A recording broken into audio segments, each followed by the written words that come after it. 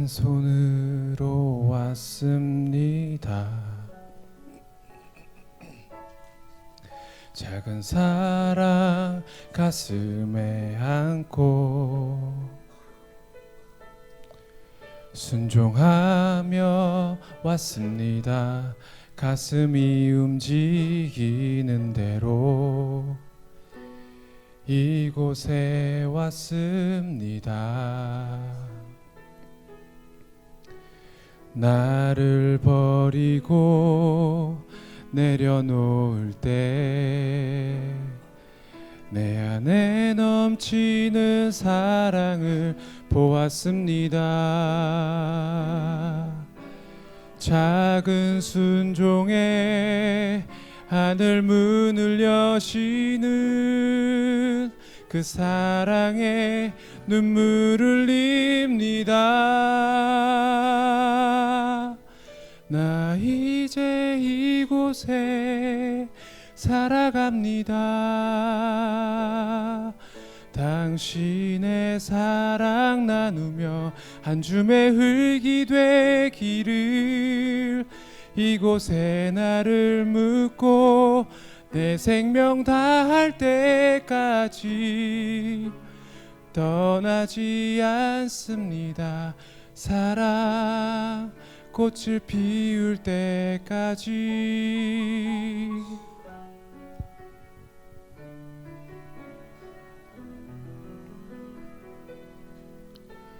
나를 버리고 내려놓을 때 내 안에 넘치는 사랑을 보았습니다. 작은 순종에 하늘 문을 여시는 그 사랑에 눈물을 흘립니다.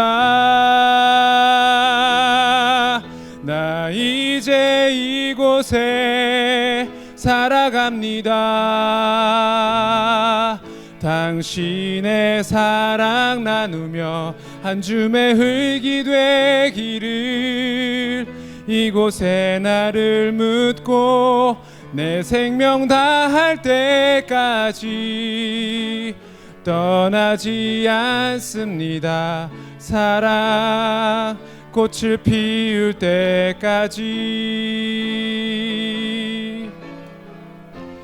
이 땅에 하늘의 사랑을 심고 생명의 꽃들을 피울 때까지. 나 이제 이곳에 살아갑니다. 당신의 사랑 나누며 한 줌의 흙이 되기를 이곳에 나를 묻고 내 생명 다할 때까지 떠나지 않습니다. 사랑 꽃을 피울 때 나 이제 이곳에 살아갑니다. 당신의 사랑 나누며 한 줌의 흙이 되기를 이곳에 나를 묻고 내 생명 다할 때까지 떠나지 않습니다. 떠나지 않습니다. 순종합니다.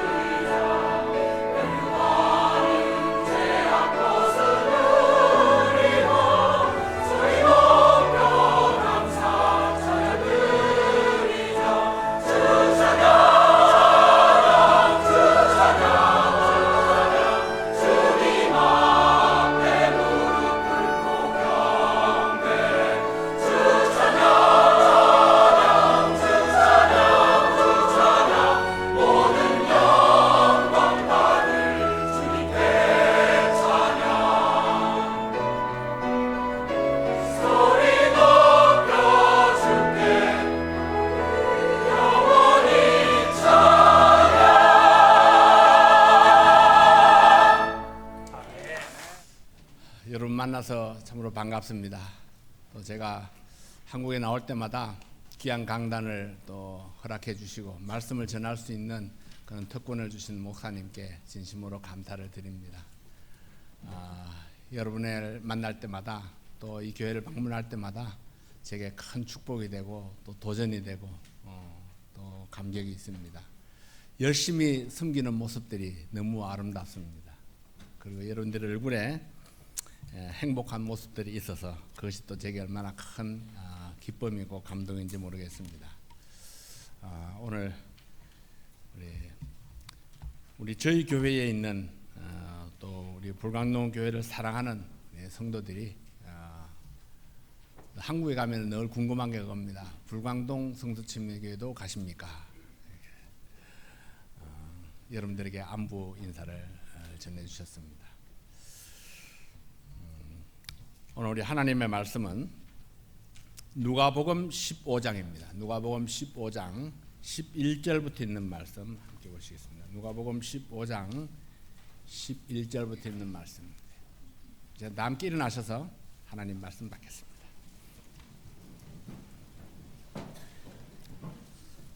또 가라사대 어떤 사람이 두 아들이 있는데 그 둘째가 아비에게 말하되 아버지여 재산 중에서 내게 돌아올 분깃을 내게 주소서 하는지라.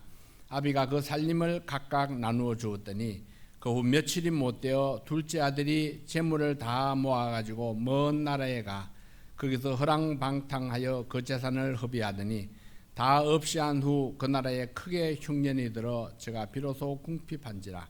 가서 그 나라 백성 중 하나에게 붙여 사니 그가 저를 덜러 보내어 돼지를 치게 하였는데 제가 돼지 먹는 쥐염 열매로 배를 채우고자 하되 주는 자가 없는지라. 이에 스스로 돌이켜 가로되 내 아버지에게는 양식이 풍족한 품꾼이 얼마나 많은고 나는 여기서 줄여 죽는구나.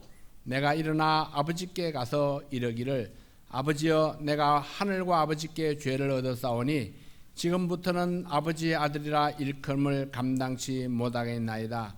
나를 품꾼의 하나로 보소서 하리라 하고 이에 일어나서 아버지께로 돌아가니라.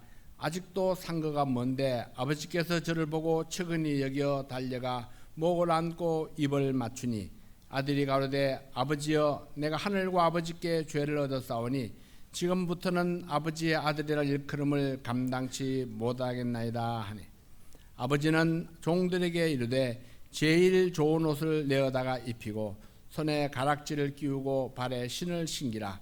그리고 살찐 송아지를 끌어다가 잡아라. 우리가 먹고 즐기자. 이 내 아들은 죽었다가 다시 살아났으며 내가 잃었다가 다시 얻었노라 하니 저희가 즐거워하더라.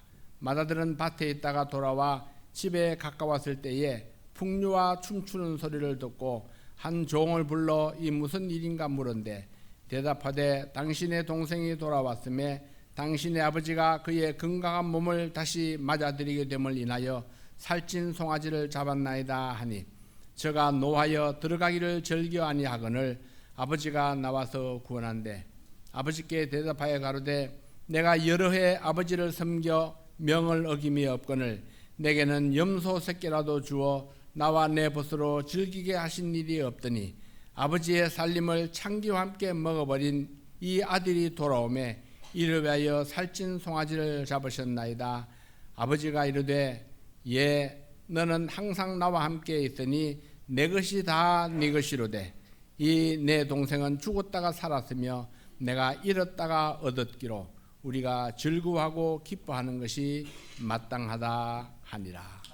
오늘 이 말씀을 통해서 아버지의 마음이라는 제목으로 말씀을 전하겠습니다. 기도하겠습니다. 하나님 아버지 감사합니다. 우리가 아버지의 마음을 잘 알지 못해서 아버지를 슬프게 하고 애타게 하고 가슴 아프게 한 적이 얼마나 많았습니까? 아버지 하나님 여기 한 탕자가 이 아버지의 마음을 잘 알지 못하고 또 큰아들이 아버지의 마음을 잘 알지 못해서 아버지에게 큰 이 어려움이 되었던 슬픔이 되었던 한 사건을 기록하고 있습니다. 아버지 하나님 이것은 우리의 가정의 문제이기도 하고 또 이것은 이 세상 모든 사람들의 문제이기도 하고 또 하나님께서 우리를 향하신 귀한 사랑을 보여주시는 그런 사건이기도 합니다. 아버지 하나님, 이 말씀을 통해서 우리를 다시 한번 새롭게 하시고 잃어버린 영혼은 구원받게 하시고 첫사랑을 잃은 성도들에게는 첫사랑을 회복하는 계기가 될 수 있도록 축복해 주시옵소서. 아버지 하나님, 이 교회를 담임하고 이끌어 가시는 우리 김은생 목사님을 축복해 주시고 또 모든 집사님들과 성도들이 한 마음이 되어서 이 교회를 하나님께서 원하시고 기뻐하시는 아름다운 모습으로 이끌어갈 수 있도록 도와주시옵소서. 오늘 예배를 주께 의뢰합니다. 말씀을 전할 때에 하나님께서 종과 함께 해주시고 종의 입술을 주장해 주시고 성령으로 충만케 하여 주시옵소서. 듣는 모든 분들이 하나님의 음성으로 이 말씀을 받고 그 말씀에 믿음으로 반응할 수 있도록 축복해 주시옵소서. 예수님 이름으로 기도하옵나이다. 아멘. 앉으시겠습니다.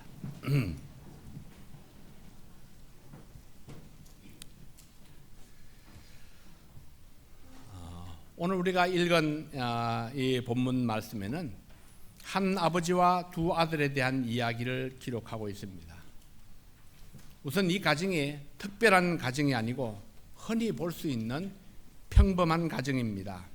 아버지를 모시고 성실하게 살았던 큰아들, 자기 욕심과 세상을 사랑해서 아버지를 버리고 떠났다가 회개하고 돌아온 작은아들, 아들이 떠난 후에 아들을 그리워하며 눈물 짓다가 드디어 아들을 만나서 재회의 기쁨을 나누는 아버지, 이 세 사람을 통해서 주님께서 주시는 교훈을 발견할 수 있기를 원합니다.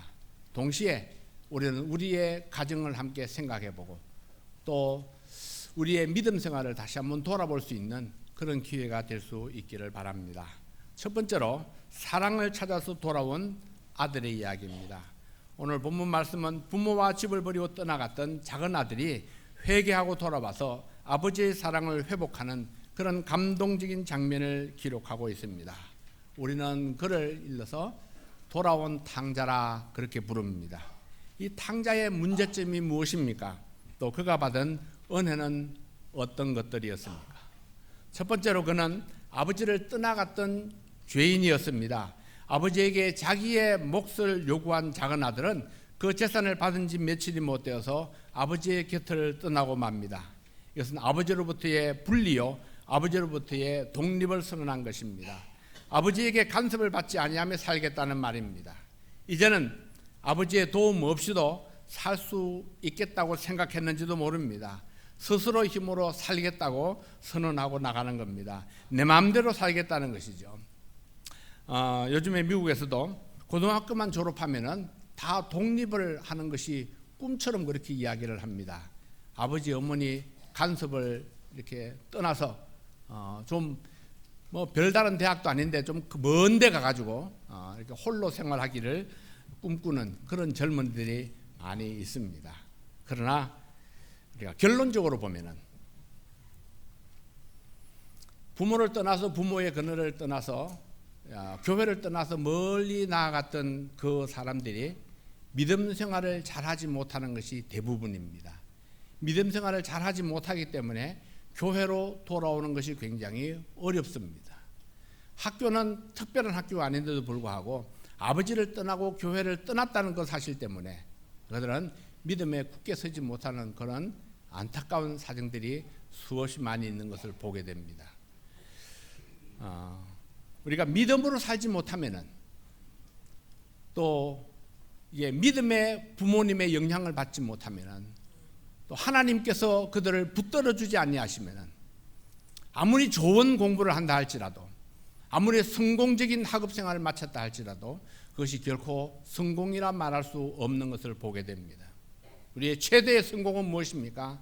하나님 앞에 사랑받는 성도, 하나님 앞에 쓰임받는 성도, 하나님께 칭찬 듣는 성도, 하나님 때문에 기뻐하고 감사하고 행복한 성도, 그가 바로 성공한 사람입니다. 성경에서 말하는 죄라는 것이 무엇입니까? 흔히들 죄라고 하면은 도덕적인 죄들을 연상합니다. 그리고 사회적인 죄들을 연상하죠. 내가 사기를 쳤느냐, 폭행을 했느냐, 살인을 했느냐, 누군가를 해치는 행위를 했느냐, 이것이 옳으냐 그러냐를 따지고 있습니다. 물론 그것도 하나님 앞에서 죄인 것만은 틀림없습니다. 그러나 성경은 더 근본적인 죄를 지적하고 있습니다. 하나님과의 분리가 죄요, 하나님부터의 독립이 죄요, 하나님과 헤어진 그 자체가 바로 죄라고 말씀하고 있습니다. 이사야 선지자는 이사야 53장 6절에서 우리는 다 양 같아서 그릇 행하여 각기 제 길로 갔거늘 여호와께서는 우리 무리의 죄악을 그에게 담당시키셨도다, 그렇게 말씀을 했습니다. 각기 제 길로 간 것은 하나님께서는 죄악이라고 말씀을 했습니다. 각기 나름대로 옳다고 생각되는 길로 갔고 자기가 정한 이익을 쫓아갔습니다. 하나님께서 원하시는 그 길을 버리고 자기가 원하는 길로 간 것, 그것이 바로 죄라고 말씀하고 있는 것입니다. 예레미야 선지자는 예레미야 2장 13절 말씀에서 내 백성이 두 가지 악을 행하였나니 곧 생수에 근원되는 나를 버린 것과 스스로 웅덩이를 판 것인데 그래서 물을 저축치 못할 터진 웅덩이라 말씀했습니다. 하나님께서 지적하시는 인간의 죄가 무엇입니까? 생수에 근원되는 주님을 버린 것이 그 첫 번째 죄이고 물을 저축하지 못하는 밑빠진 웅덩이를 판 것이 곧 두 번째 죄라고 말씀했습니다. 하나님을 떠나서는 행복이 없고 살 길이 없는데도 불구하고 어리석게도 사람들은 하나님을 떠나서 멸망의 길을 선택한 것이 모든 인류가 범한 결정적인 죄악이었습니다. 오늘 본문에 소개되는 둘째 아들의 잘못이 무엇입니까? 어쩌면 이 둘째 아들은 형님에게 눌려서 살았는지도 모릅니다. 이것이 둘째가 겪는 어려움이 되기도 하죠. 이 둘째 아들은 큰 웅지를 품었습니다. 나름대로 정보를 수집하고 자세한 계획을 세웠습니다. 이제 아버지와 형님의 그늘을 벗어나서 마음껏 내 포부를 펼칠 수 있을 것이라는 그런 생각에 벌써 마음에는 성공한 사업가가 되어 있습니다. 그러나 세상은 역시 만만치 않습니다. 내 생각대로 되는 것이 아무것도 없습니다. 그에게는 그를 통제할 수 있는 카운슬러가 없었습니다. 함께 먹자 마시자 박수치는 사람은 많았지만은 그의 미래를 지도하는 사람은 없었습니다. 그가 선택한 그 길은 물을 저축치 못하는 터진 웅덩이와 같았습니다. 이 둘째 아들의 결정적인 실수가 무엇입니까? 그것은 아버지를 떠난 것이었습니다.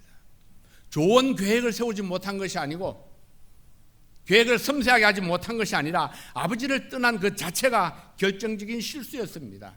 아버지는 이 아들을 너무나 잘 알기 때문에 둘째 아들을 위한 세밀한 계획이 있었습니다. 그러나 아들은 아버지를 믿지 못했고 아버지의 간섭이 싫었고 아버지를 벗어나기를 원했습니다. 이 둘째 아들은 아버지를 떠남으로 아버지에게 실망을 안겨주었고 더 이상 아버지의 조언도 도움도 받을 수가 없게 되었습니다. 여러분, 현명한 사람이 어떤 사람입니까? 저는 제 아들 가족과 함께 대가족이 살고 있습니다. 손자가 둘인데 제 아들이 자기들끼리 살 때에는 이 아이들 때문에 마음대로 식당에도 갈 수 없고 뭐 둘이 오붓한 시간을 가진다는 꿈도 꾸지 못했습니다. 캘리포니아 살다가 뉴저지로 이사를 왔는데 우리 작은 집에 같이 살겠다는 겁니다. 그래서 한 달을 살고 나서 다시 제가 며느리에게 물었습니다. 너희들 따로 나가도 살아도 되니까 별도로 집을 얻어줄 테니까 따로 나가서 살아라. 아니에요. 우리는 함께 사는 게 좋습니다. 함께 살아보니까 좋은 점이 있습니다. 아이들 우리에게 맡겨놓고 둘이 오붓한 데이트를 즐길 수 있습니다. 그뿐만이 아닙니다. 책이 찢어도 손자들이 할아버지를 찾아오고 장난감이 고장나도 할아버지에게 달려오고 할아버지는 고쳐주는 사람, 할머니는 맛있는 음식을 해주는 사람. 그러니까 그 아이들을 맡겨놓고 이 부부는 또 자기들 나름대로 둘이 오붓한 시간을 보낼 수 있는, 문제가 있으면 해결해주는 해결사 아버지가 있습니다. 나가서 살라고 그래도 이 아들들은 나갈 생각을 하지 않습니다. 그래서 너희들이 참 지혜로운 선택을 했구나. 여러분, 아버지를 떠난다는 것, 부모의 곁을 떠난다는 것이 어쩌면 잠깐의 자유를 맛볼 수 있는지도 모릅니다. 그러나 그것이 결코 오래가지 못합니다.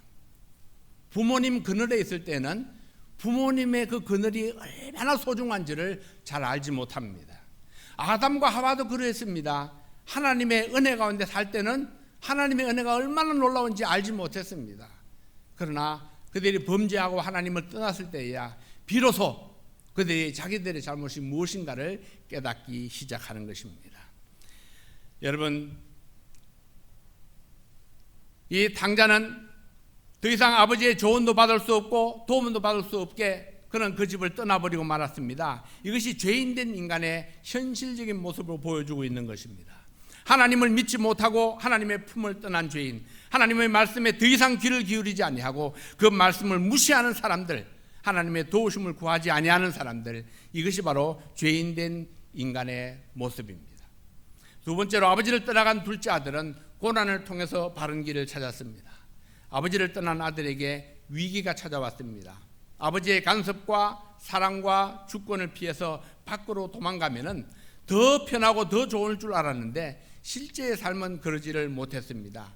아버지와 함께 살 때에는 모든 필요한 것을 아버지가 주셨고 어떤 문제이든지 아버지가 해결해 주셨습니다. 그러나 이제는 모든 것이 내가 선택해야 되고 내가 해결해야만 했습니다.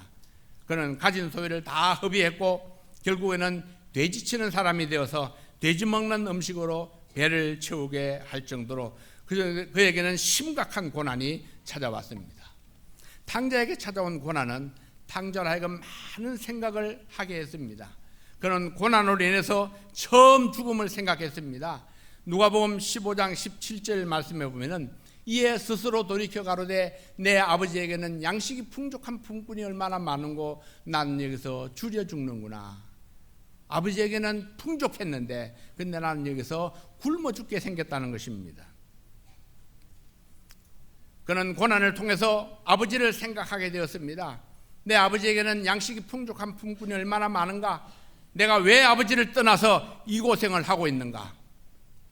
어디서부터 무엇이 잘못되었는가? 그는 깨달았습니다. 그가 이 고생을 하는 것, 죽게 된 이 모든 것이 오직 아버지를 떠났기 때문이다. 돈은 그에게 힘이 되지 못했습니다. 주머니에 돈이 있을 때에는 돈을 의지하고 살았는데 주머니에 돈이 떨어지고 양식이 없으니까 그때서야 비로소 위기를 의식하게 되었습니다. 죽음이 바로 눈앞에 가까이 와 있는 것을 발견하게 되었던 것입니다. 고난과 더불어서 그에게 고독이 찾아왔습니다. 주머니에 돈이 있을 때에는 주위에 사람들이 많았습니다. 그를 칭찬하는 사람도 많았고 그를 인정하는 사람도 많았습니다. 이제 주머니에 돈이 떨어지고 이용 가치가 떨어지니까 다 떠나가고 혼자 남게 되었던 것입니다. 세상은 냉혹했습니다. 더 이상 쓸모가 없는 이용 가치가 없는 그는 세상 사람들로부터 버려졌습니다. 이것이 어둠의 세상이고 사탄의 모습입니다. 여러분, 이 세상도 다르지 않습니다. 쓸모가 없어지면 버려지고 쓸모가 없어지면 이용 가치가 없어지면 외면당하는 것이 이 세상입니다. 오직 하나님께만, 교회에서만, 하나님의 사랑으로 연결된 사람들만 우리 이용 가치를 따지지 않습니다. 하나님을 사랑하는 자, 그는 어떤 사람이 되었든지 모든 사람들에게 사랑을 받으며 살아갑니다. 하나님을 사랑하는 자, 하나님을 귀하게 여기는 자가 모든 사람들에게 귀하게 여김을 받는 우리 믿음의 사람들을 볼 수 있기를 원합니다. 그는 고통 중에 깊은 생각에 잠겼습니다. 전도서 7장 14절 말씀에 보면은 형통한 날에는 기뻐하고 곤고한 날에는 생각하라 했습니다. 그가 그러한 인생의 위기를 맞이했을 때에 무엇을 생각했습니까? 탕자의 지혜가 여기에 있습니다. 탕자는 현실을 직시했습니다. 탕자는 돼지우리 앞에서 왜 자신이 이러한 지경에까지 이르게 되었는지를 조용히 겸손한 마음으로 깊이 생각하는 시간을 가졌습니다. 자신의 삶을 돌아보았습니다. 나는 그동안 무엇을 위해서 살아왔는가? 나는 무엇을 바라며 살아가는가? 그는 아버지가 주신 말씀들을 생각했습니다. 아버지 집에서 행복하게 사는 종들을 생각했습니다. 비록 종이지만은 아버지 집에 있는 분들은 얼마나 행복하고 평안하고 풍족하게 살고 있는가? 그는 아버지 집의 그 풍족함을 생각했습니다. 그리고 왜 자신이 이처럼 비참하게 살고 있는가? 그 이유를 깨달았습니다. 자신을 붙잡고 있는 교만을 본 것입니다. 자기 자신의 허물을 깨닫기 시작한 것입니다. 결단이 필요했습니다. 자신의 잘못을 발견한 그는 이제 어떻게 해야 할 것인가를 생각합니다. 그래서 이 탕자가 생각한 것이 무엇입니까? 내가 돌아가리라, 내가 아버지께로 돌아가리라. 이것이 탕자의 지혜이고 용기였습니다.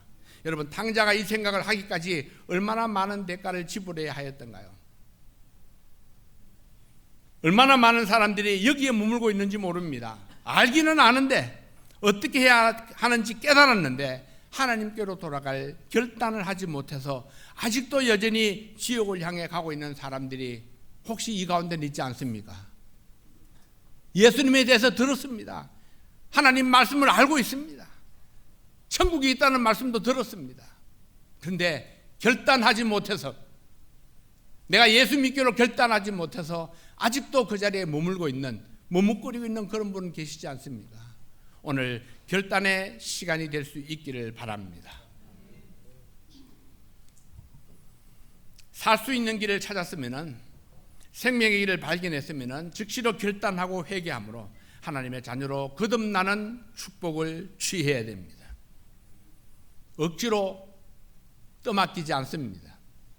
내가 스스로 그 길을 찾지 아니하면은, 내가 하나님을 스스로 선택하지 아니하면은 나에게 이 생명의 길이 주어질 수가 없기 때문입니다.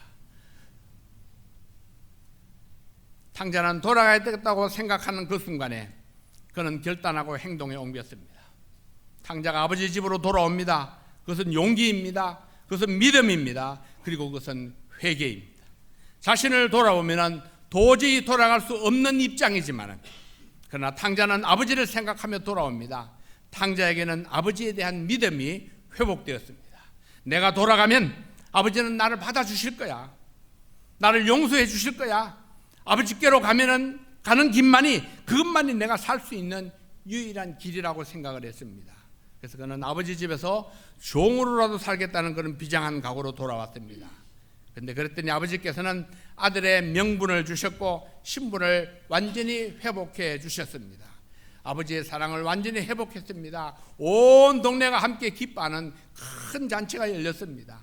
탕자가 아버지께로 돌아오므로 불행은 끝나고 행복이 시작되었습니다. 새로운 삶이 시작되었습니다. 기쁨과 감사가 넘치게 되었습니다. 여러분도 그렇게 되실 수 있습니다. 아버지께로 돌아오는 그 순간에 행복한 삶이 시작되어지는 것입니다. 두 번째로, 이게 사랑이 식은 아들이 있습니다. 큰 아들은 첫사랑이 식은 성도의 모습을 보여주고 있습니다. 첫사랑이 식은 성도의 모습은 어떤 것일까요? 누가복음 15장 25절 이하에 있는 말씀을 봅니다. 맏아들은 밭에 있다가 돌아와 집에 가까이 왔을 때에 풍류와 춤추는 소리를 듣고 한 종을 불러 이 무슨 일인가 물은데, 대답하되 당신의 동생이 돌아왔음에 당신의 아버지가 그의 건강한 몸을 다시 맞아들이게 됨을 인하여 살찐 송아지를 잡았나이다 하니, 저가 노하여 들어가기를 즐겨 아니하거늘 아버지가 나와서 구원한데, 아버지께 대답하여 가로되 내가 여러 해 아버지를 섬겨 명을 어김이 없거늘 내게는 염소 새끼라도 주어 나와 내 벗으로 즐기게 하신 일이 없더니, 아버지의 살림을 창기와 함께 먹어버린 이 아들이 돌아오매 이를 위하여 살찐 송아지를 잡으셨나이다. 큰아들이 들에서 돌아오다가 집을 버리고 떠났던 동생을 위해서 잔치가 벌어진 것을 알고 화가 났습니다. 그리고 아버지를 향해서 불평을 쏟아놓습니다. 왜 아버지의 사랑을 독차지했던 큰아들이 화가 났습니까? 아버지의 사랑이 식은 것일까요? 아니면은 큰아들에게 어떤 변화가 있었던 것일까요? 첫째는 동생을 사랑하는 마음이 식었습니다. 처음부터 그렇지는 않았겠죠. 그러나 이 큰아들에게 동생을 사랑하는 마음이 식어버렸습니다. 잃었던 동생, 죽은 줄 알았던 동생이 돌아왔는데 그에게는 기쁨이 없었습니다. 동생이 돌아오므로 자기에게 돌아올 손해를 먼저 생각했습니다. 나만을 향했던 아버지의 사랑이 동생에게로 옮겨갈까 염려가 되었습니다. 주위 사람들의 관심이 온통 동생에게로 향하는 것이 싫었습니다. 그에게는 근본적으로 동생을 사랑하는 마음이 없었던 것입니다. 둘째로 그는 아버지의 사랑을 의심했습니다. 동생이 떠난 후에 제대로 식사도 하지 못하고 대문을 바라보면서 마을 어귀에서 이제나 저제나 마음 졸이며 기다리던 그 아버지의 마음을 조금이라도 이해할 수 있었다면 그는 화를 내는 대신에 오히려 덩실덩실 춤을 추었을 것입니다. 이제 아버지의 근심이 덜어졌구나. 아버지의 얼굴에서 근심이 사라졌구나.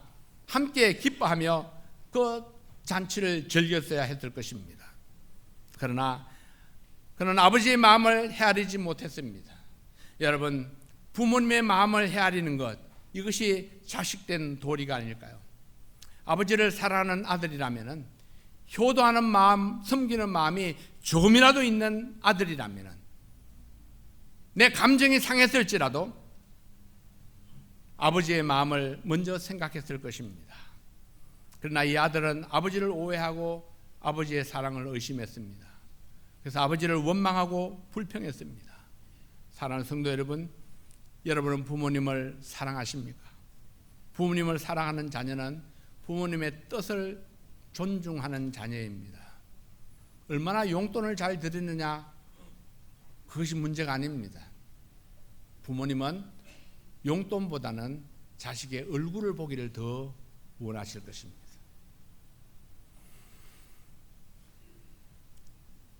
저는 사실 이런 말을 할 자격도 없습니다. 어머니를 홀로 고국에 두고 외국에서 지금 목회한다고 이렇게 어머니를 잘 뵙지를 못하고 있습니다.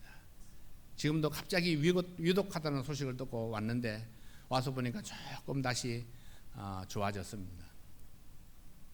어느 날 어머니가 저에게 그런 말씀을 했습니다.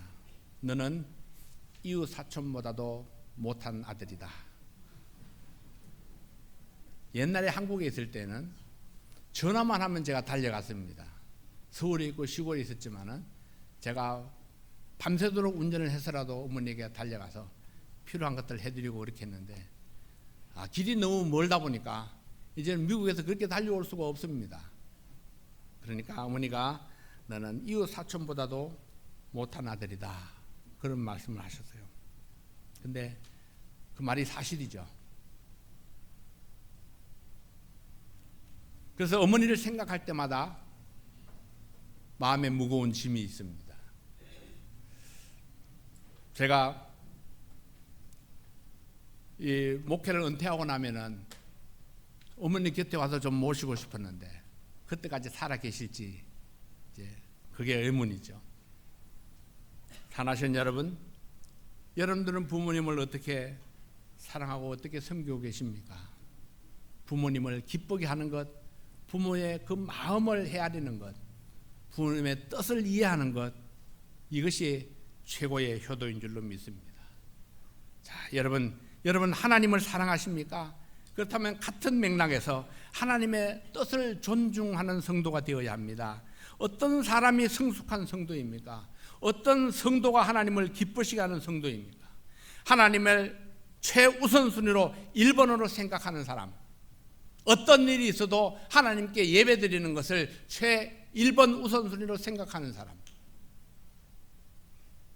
어떤 일을 결정할 때마다 이것이 하나님께 영광이 되는가, 이것이 하나님께서 기뻐하시는 일인가, 그걸 먼저 생각하는 사람입니다.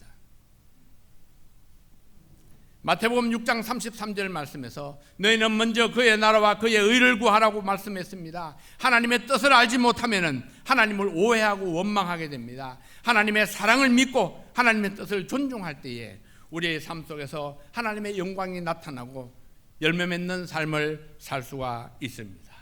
세 번째로 그는 동생과 비교했습니다. 그는 동생과 비교했을 때에 아버지의 처사가 불공평하다고 생각했습니다. 다시 말하면 자신은 아버지의 명령을 어긴 적이 없는데 동생은 아버지의 명을 어겼다는 것입니다. 자기는 아버지를 성실하게 섬겼는데 동생은 아버지를 거역했다는 것입니다. 동생과 비교해 볼 때에 나는 동생보다 훨씬 낫다고 생각했습니다.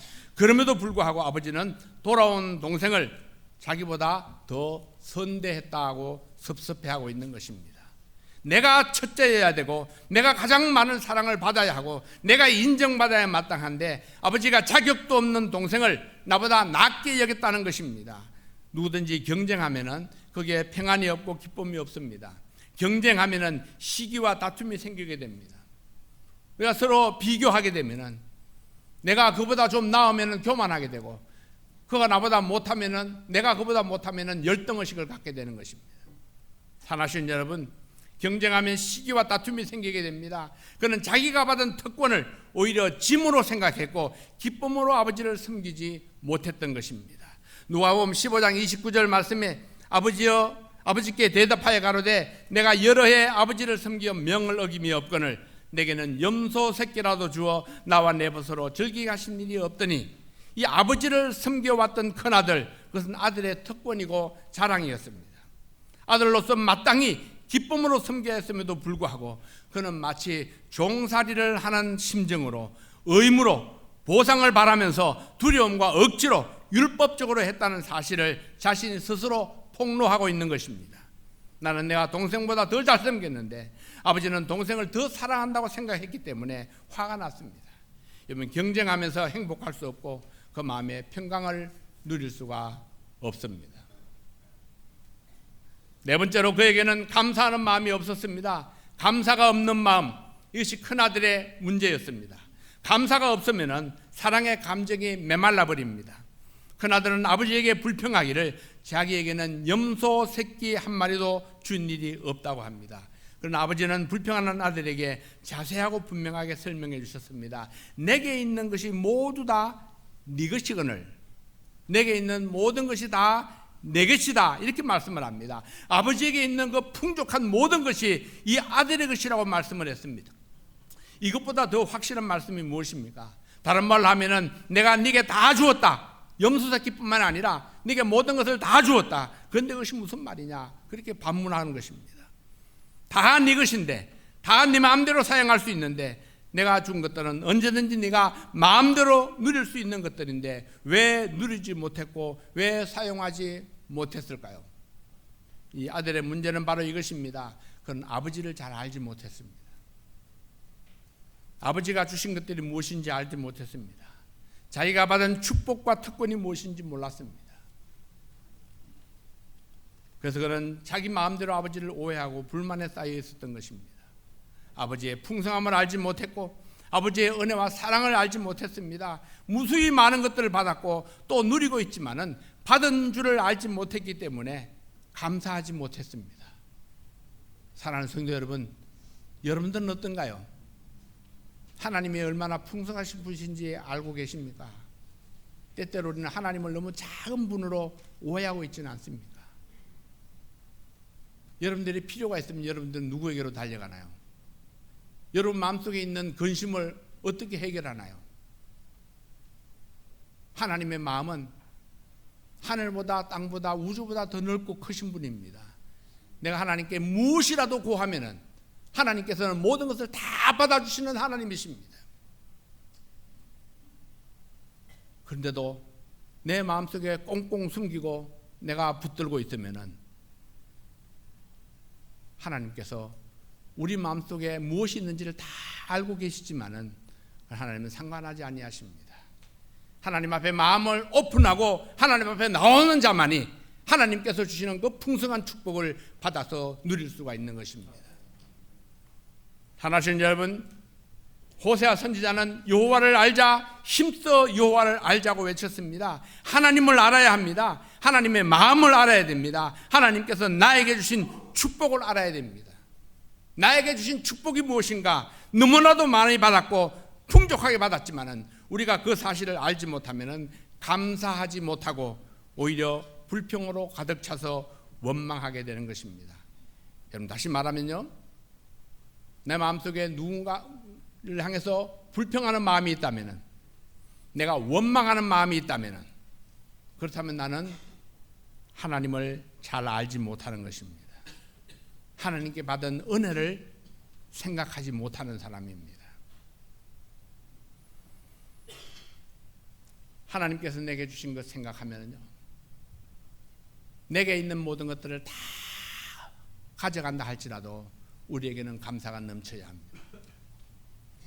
이 다섯 번째로 큰아들은 동생을 정죄하는 마음으로 가득했습니다. 누가복음 15장 30절 말씀에 아버지의 살림을 창기와 함께 먹어버린 이 아들이 돌아오매 이를 위하여 살찐 송아지를 잡으셨나이다. 아버지가 아들의 잘못을 모르는 것이 아닙니다. 둘째 아들이 돌아오매 둘째 아들의 잘못을 다 알고 있었지만은 아들이 잘못을 뉘우치고 돌아왔기 때문에 아버지는 모든 죄를 용서하고 기꺼이 받아들였던 것입니다. 그러나 형은 아버지가 용서한 동생을 자기가 정죄하고 오히려 아버지에게 그 은혜와 사랑의 풍성함을 따지고 있는 것입니다. 왜 동생을 용서하셨습니까? 왜 동생을 받아주셨습니까? 왜 동생에게 사랑을 베푸십니까? 도대체 왜 그러세요, 아버지? 그렇게 따지고 있는 거예요. 어쩌면은 이것이 우리들의 이야기인지도 모릅니다. 내가 누군가를 향해서 미워하는 마음을 여전히 갖고 있고, 누군가와 화해하지 못하고, 누군가와 불편한 관계를 가지고 있다면, 그러면서 그가 잘 되는 모습을 보면은 하나님 어찌하여 저런 사람을 도우십니까? 어찌하여 나 같은 사람은 버려두시고 어찌하여 저런 사람에게 복을 주십니까? 그런 생각을 가지는지도 모르죠. 사랑하시는 여러분, 하나님이 용서하신 사람을 우리가 정죄할 수 없습니다. 그가 어떤 잘못을 범했더라도 하나님이 용서하신 사람을 우리가 정죄할 수 없습니다. 하나님이 사랑하는 사람을 나도 사랑하는 것이 하나님을 사랑하는 증거입니다. 아버지도 이 둘째의 잘못을 잘 알고 있습니다. 그러나 그럼에도 불구하고 이 둘째를 받아주고 잔치를 베푸는 것은 그 둘째가 아버지 품으로 다시 돌아왔기 때문입니다. 큰아들에게는 아버지를 경외하는 마음이 식었고 동생을 사랑하는 마음이 식어버렸습니다. 그도 아버지의 사랑과 은혜 속에 살고 있으면서도 사랑을 베푸는 아버지, 은혜를 베푸시는 아버지, 용서가 풍성하신 아버지가 못마땅했습니다. 이것이 율법주의에 빠져있는 사람의 모순입니다. 그에게는 감사하는 대신에 원망이 가득했고 주어진 삶을 즐기는 대신에 불편한 마음을 끌어안고 지옥 같은 삶을 살아온 것입니다. 세 번째로 사랑으로 품으시는 아버지 하나님의 모습을 봅니다. 실제로 본문 말씀은 탕자의 이야기라기보다는 돌아온 아들을 용서하는 아버지의 이야기, 잃어버린 영혼을 기다리고 계시는 하나님의 마음을 보여주는 이야기입니다. 우리는 이 말씀에서 아버지의 모습을 통해서 하나님을 발견할 수 있어야 합니다. 아들을 기다리는 아버지의 모습을 봅니다. 탕자라 불리는 작은 아들이 돌아왔을 때에 누가 먼저 상대를 알아보고 발견을 합니까? 이건 아버지입니다. 누가복음 15장 20절에 보면은 이에 일어나서 아버지께로 돌아가리라. 아직도 상거가 먼데 아버지가 저를 보고 측은히 여겨 달려가 목을 안고 입을 맞추니 아버지가 먼저 돌아오는 아들을 발견하고 달려가서 그를 끌어안고 입을 맞추고 환영을 합니다. 언제 돌아올지 모르는 아들을 매일 기다려온 아버지입니다. 아버지가 아들을 먼저 알아보고 그리고 달려가서 을싸안았습니다. 이것이 아버지의 마음이고 하나님의 마음입니다. 하나님께서는 오늘도 하나님을 떠났던 영혼이 돌아오기를, 한 영혼 한 영혼 돌아오기를 간절히 기다리고 있습니다. 오늘도 하나님의 시선이 이 불광동 성서 침례교회 예배 드리는 그 모습을 주시하고 계실 것입니다. 오늘 하나님께로 돌아올 영혼이 누구인가? 나를 떠나갔던 자가 누가 하나님께로 다시 돌아올 것인가? 지금 우리를 주시하고 기다리고 계시는 하나님의 모습을 발견할 수 있기를 원합니다.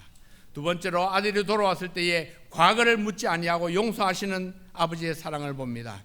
누가복음 15장 22절부터 24절까지 있는 말씀에 보면은 아버지는 종들에게 이르되 제일 좋은 옷을 내어다가 입히고 손에 가락지를 끼우고 발에 신을 신기라. 아버지는 종들에게 그리고 살찐 송아지를 끌어다가 잡으라. 우리가 먹고 즐기자. 내 아들은 죽었다가 다시 살아났으며 내가 잃었다가 다시 얻었노라 하니 저희가 즐거워하더라. 32절 말씀입니다. 이 내 동생은 죽었다가 살았으며 내가 잃었다가 얻었기로 우리가 즐거워하고 기뻐하는 것이 마땅하다 하니라. 우리가 즐거워하고 기뻐하는 것이 마땅하다 하니라. 우리가는 우리 먼저 구원받은 모든 성도들이 포함되어 있는 것입니다. 한 영혼이 구원받을 때에, 한 영혼이 구원받겠다고 손을 들고 나올 때에 그때 우리 모든 성도들이 하나님과 더불어서 기뻐하고 즐거워하는 것입니다. 이 아들은 어떤 아들이었습니까? 아버지를 버리고 떠나갔던 아들이었습니다. 그는 잃어진 아들이었고 죽었던 아들이었습니다. 이 패역한 아들이 돌아왔을 때에 아버지는 그의 죄를 묻지 아니합니다. 죄를 뉘우치고 회개하고 아버지 품으로 돌아온 아들은 잃었다가 다시 찾은 아들이요 죽었다가 다시 돌아온 아들입니다. 아버지는 아들을 언제 용서했습니까?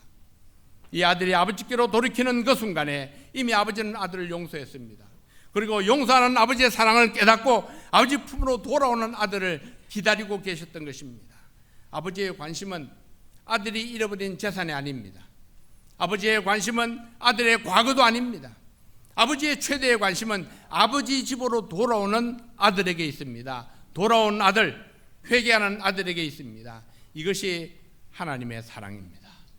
사탄은 오늘도 우리를 속이려 합니다. 과거의 죄로 우리를 압박해서 하나님께 나아가지 못하도록 방해 공작을 합니다. 이것이 사탄의 작전입니다. 그러나 하나님은 우리의 과거를 따지지 아니하고 우리를 용서하는 데에 머뭇거리는 분이 아닙니다. 우리를 용서하시되 널리 용서하시고 우리의 죄를 기억도 하지 아니하시는 하나님이십니다. 우리는 오늘 아버지와 두 아들의 이야기를 들었습니다. 이 이야기는 우리들의 이야기입니다. 하나님을 떠난 인간들의 이야기이고 하나님께로 돌아온 성도들의 이야기입니다. 그리고 첫사랑이 식은 성도들의 이야기이기도 하죠. 한 영혼이 주님 앞에 돌아올 때마다 하늘의 천군 천사들과 함께 기쁨의 잔치를 베푸시는 하나님 아버지의 이야기입니다. 그 하나님께서는 오늘도 아버지를 떠나서 방황하고 있는 탕자들이 아버지 집으로 돌아오기를 기다리고 있습니다. 그러나 돌아가지 아니하면은 하나님의 사랑도 은혜도 영원한 생명도 천국의 보화도 아무것도 상관없습니다. 오히려 무서운 지옥의 형벌이 기다리고 있을 뿐입니다. 혹시 여러분 가운데에 지금 당하고 있는 고난이 하나님이 나를 부르시는 초청의 말씀으로 들리는 분은 없으신가요? 그 하나님의 음성에 순종하십시오. 여러분, 아는 것으로 부족합니다. 깨닫는 것으로 부족합니다. 여러분 가운데에 혹시 예수 그리스도의 복음을 잘 알고 있으면서도 하나님의 말씀을 잘 알고 있지만은 그러나 용기가 없어서 지금까지의 삶을 청산하기가 싫어서 새로운 삶이 두려워서 그래서 하나님께로 나오지 못하는 머뭇거리고 있는 분은 계시지 않습니까? 오늘 결단하시기를 바랍니다. 하나님께로 돌이키지 아니하면은 하나님이 예비하신 평강과 축복을 받을 수가 없습니다. 그러나 오늘 하나님께로 돌이키기만 하면은 하나님께서는 모든 것을 다 예배해 놓으시고 기다리고 계십니다. 큰아들의 이야기는 어떠합니까? 여러분, 구원은 받았지만은 마음의 감동은 사라지고 사랑은 식어지고 원망과 불평만 남아있다면은 오늘 하나님께 나와서 간절한 마음으로 우리의 죄를 고백하며 기도해야 하지 않을까요? 누군가를 향해서 자꾸 정죄하는 마음이 생긴다면, 다른 사람의 허물만 자꾸 눈앞에 들어온다면 여러분, 첫사랑이 식어가고 있다는 증거입니다. 회복하는 길은 하나입니다. 하나님 앞에 나와서 하나님의 은혜를 생각하며 받은 은혜에 감사하고 하나님 앞에 기도할 때에 하나님께서 우리의 마음속에 하나님이 부어주시는 그 사랑으로 차고 넘칠 때에 그때 우리가 비로소 회복할 수가 있습니다. 하나님께서는 이미 모든 것을 다 용서해 놓으셨는데 나는 아직도 형제의 죄를 붙들고 씨름하고 있지는 않습니까? 아버지의 마음을 깨닫고 아버지의 뜻을 따라가는 그런 성도 여러분들이 되시기를 바랍니다. 혹시 이 가운데 아직 구원받지 못한 분, 용기가 없는 분 계시다면 여러분, 오늘 용기를 내시기 바랍니다. 내가 용기를 내지 아니하면은 하나님이 나를 구원하실 수가 없습니다. 내가 하나님께로 나아가지 아니하면은 하나님이 나를 축복하실 수가 없습니다. 결단은 내가 해야 됩니다. 내가 부끄럽지만은, 용기가 없지만은, 아니 아직 내가 복음을 잘 이해하지 못했지만은, 그렇지만 내가 하나님의 뜻을 알기 원합니다. 저를 좀 도와주세요. 그러면 가만히 우리가 조금만 이렇게 손을 표시해도 우리 집사님들이 금방 알 거예요. 그래서 여러분들을 도와주실 것입니다. 오늘 구원의 축복이 여러분들에게 임하기를 바랍니다. 그리고 모든 성도들이 이 첫사랑을 회복하고 하나님께서 주시는 풍성함을 마음껏 누리시는 그런 성도들이 되시기를 하나님의 이름으로 축복합니다. 기도하겠습니다. 아버지 하나님, 하나님의 은혜와 사랑을 감사합니다. 이 가운데 혹시 오늘 꼭 구원받아야 될 영혼이 있지 않습니까? 하나님이 부르시는 그 음성을 듣고 순종하는 축복이 있게 도와주시옵소서. 아버지 하나님, 첫사랑을 잃어서 우리가 하나님 앞에 기뻐하지 못하고 감사하지 못하고 이 불만스러운 삶을 살고 있는 성도들이 있지 않습니까?